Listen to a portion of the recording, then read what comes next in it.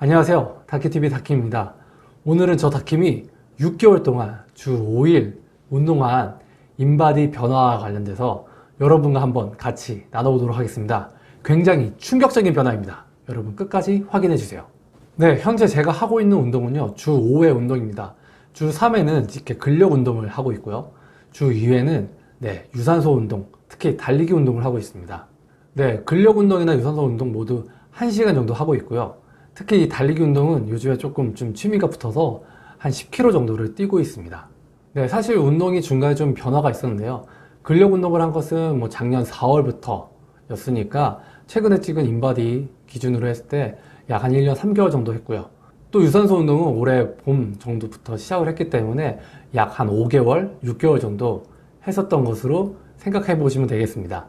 네, 그래서 인바디를 좀 비교를 해보려고 하는데요. 사실 운동을 시작하기 바로 직전에 찍은 인바디가 없기 때문에 그보다 조금 몇 개월 정도 전에 찍은 인바디를 운동 시작 전으로 가름하고 한번 비교를 해보도록 하겠습니다.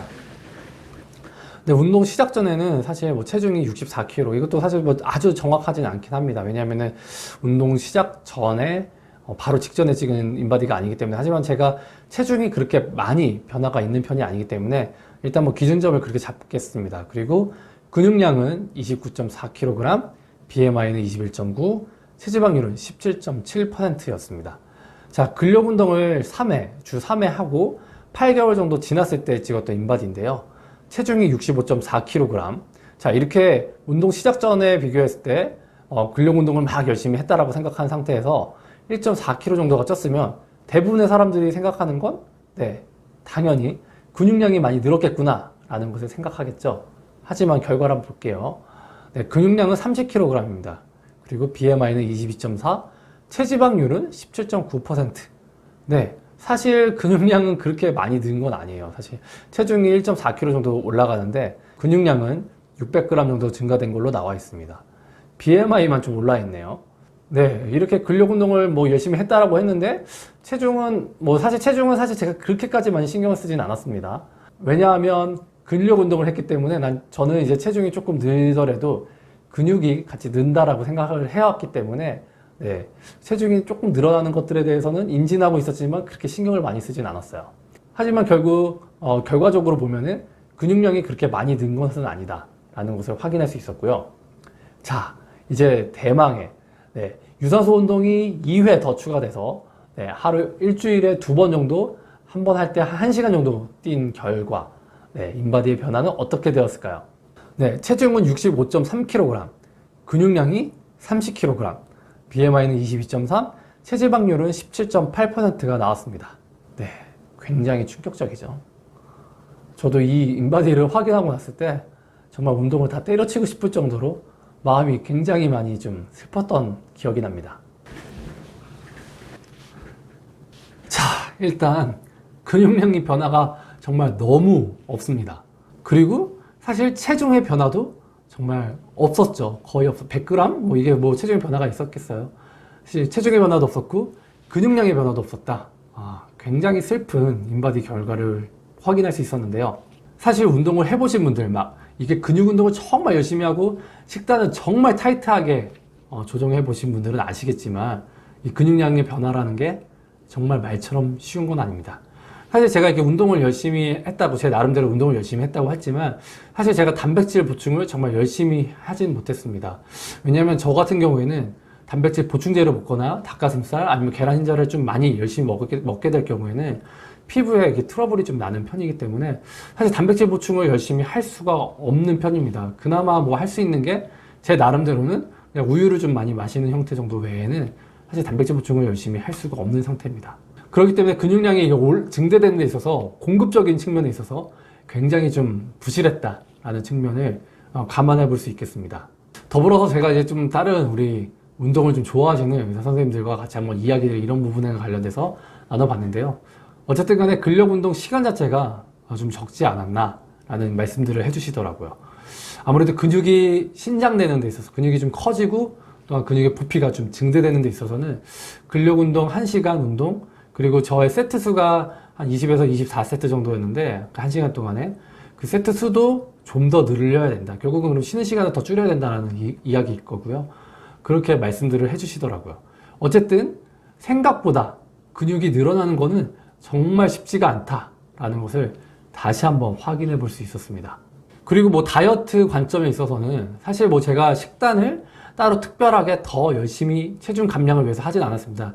제 생각에는 일단 기본적으로 근육을 좀 늘리자라는 게 제 모토였기 때문에 뭐 BMI가 사실 23을 넘지 않는 범위 내에서 최대로 좀 채우는 형태의 것을 목표로 해서 체중을 제가 신경 쓰진 않았지만, 그럼에도 불구하고 유산소를 일주일에 2번, 그것도 1시간 정도 열심히 달리기를 했는데, 그러니까 한 10km 정도를 달렸는데요.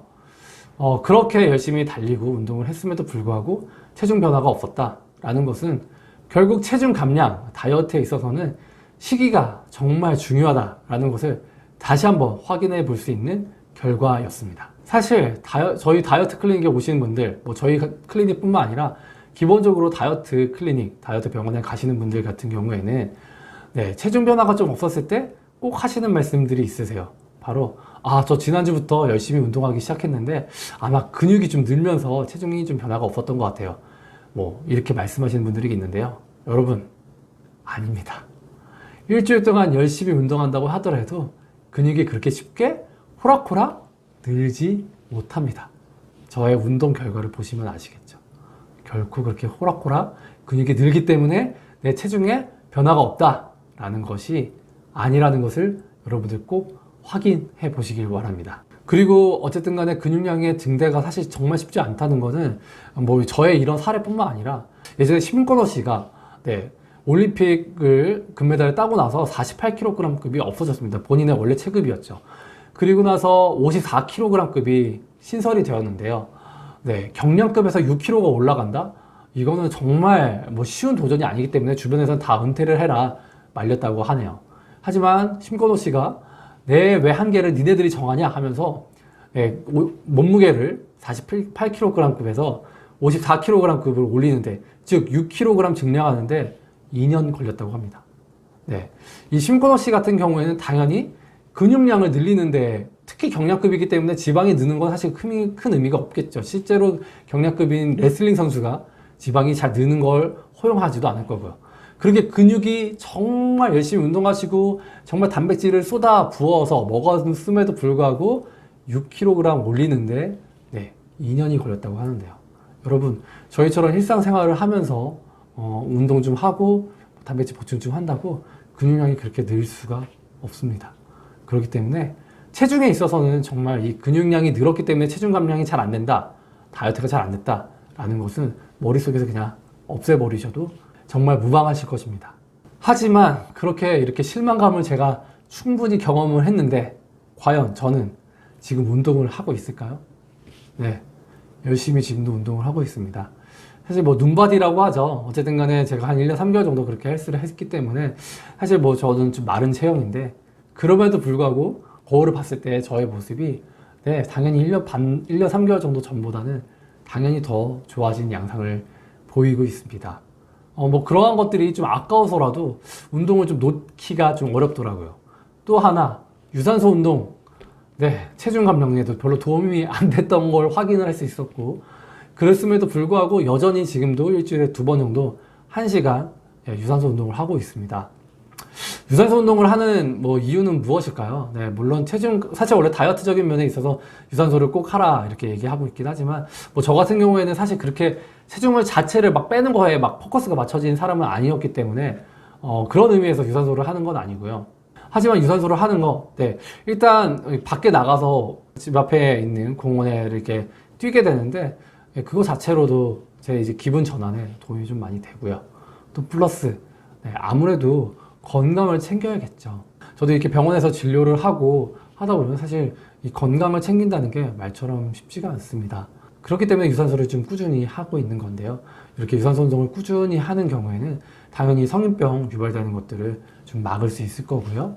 그러한 부분에 있어서 나의 건강이 좀 더 길게 잘 유지될 수 있을 거라는 생각을 해보고 있습니다. 다이어트를 하시는 분들에게 있어서 제가 운동을 많이 강조하진 않습니다. 사실 우리가 같이 앞에서 계속 얘기를 했지만 다이어트에서 시기가 운동보다 뭐 비교할 수 없을 정도로 많이 중요하기 때문이죠. 그렇기 때문에 다이어트를 시작하는데 시기도 잘 잡아야 되고 운동도 해야 된다 라고 한다면 그 자체가 너무 큰 스트레스이기 때문에, 그리고 실제로 운동이 체중 감량에 그렇게 크게 영향을 주지 않기 때문에, 그래서 일반적으로 심하게 말씀하시는 분들은 운동대 시기가 1대9, 시기가 9만큼 중요하다라고 말씀도 하시죠. 이거는 운동에 대한 칼로리만 좀 간단하게 살펴봐도 알 수 있습니다. 하지만 다이어트를 하실 때 운동을 같이 병행하시면 좋다라고 말씀드리는 건 일단 기본적으로는 운동이라는 게 건강에 도움이 되기 때문일 것이고요. 두 번째는 체중이 좀 많이 빠지는 경우엔 살이 처지고 늘어질 수가 있는데, 운동을 같이 병행하실 경우에는 이러한 살 처짐, 늘어짐 같은 것들을 방지할 수 있다는 부분도 있을 것이고요. 또 운동을 하다 보면 아무래도 그 눈바디라고 하죠. 눈바디 같은 것들이 좀 좋아 보이기 때문에 이것이 또 다이어트에 대한 동기부여가 좀 될 수 있습니다. 그렇기 때문에 다이어트에 있어서도 운동을 그렇게 많이 소홀히 생각할 필요는 전혀 없습니다. 하지만 다이어트를 시작하는 입장에서 체중이 많이 나가시는데 운동까지 해야 되는 게 너무 스트레스를 받는다던가, 아니면 체중이 본인의 키에 비해서 너무 많이 나가서 이 관절이나 이런 거에 무리가 간다면 초반에는 운동을 안 하시는 것을 더 권해드리고 있습니다. 이 부분은 꼭 기억을 하셔야 되는데요.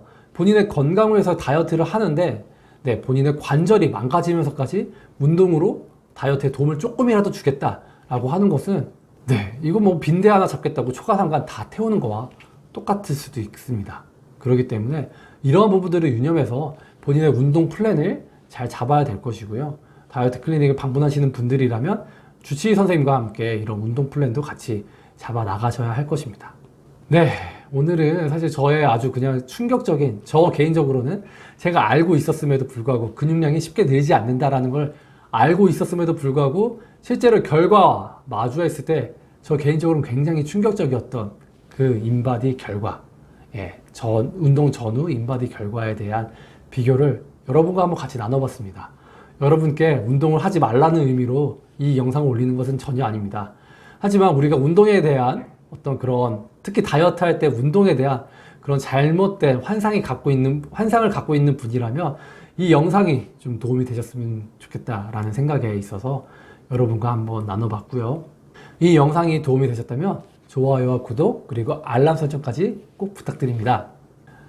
이상 여러분의 다이어트 디렉터 다킴TV 다킴이었습니다. 감사합니다.